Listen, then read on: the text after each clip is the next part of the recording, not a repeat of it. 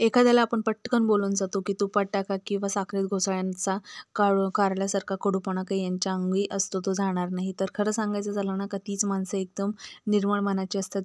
त्यांच्यामध्ये काहीच असं वाईट भावना नसते, बोलायच्या वेळी जे पटकन बोलून जातात ते. असो तर आणि कारल्याचं पण बघा ना तुम्ही, किती जरी आपल्याला नाही आवडलं तरी आपण ताटात घेतल्याशिवाय त्यांना राहू शकत नाही, कारण की त्यांचा जो गुण आहे तो आपल्यासाठी छान असतो. तसेच काही लोकं जे असतात कारल्यासारखे, त्यांचा एक गुण आपल्यामध्ये, त्यांचा जो गुण आहे तो आपल्यासाठी फायद्याचाच असू शकतो. असो इथे मी बनवलं होतं कारल्याची भाजी. तर आधी मी पातळ पातळ एकदम कारले कापून घेतले आणि डायरेक्ट जिरा मोहरी टाकून मी त्याला फोडणी दिल्यासारखं केलं, कारण मला उकडून वगैरे आवडत नाही.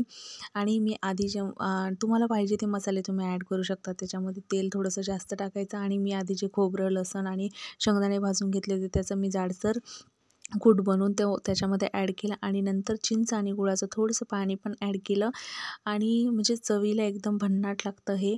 तर असं झालं आपलं रेडी तयार कारलं चटपटीत आणि झणझणीत. नक्की ट्राय करा.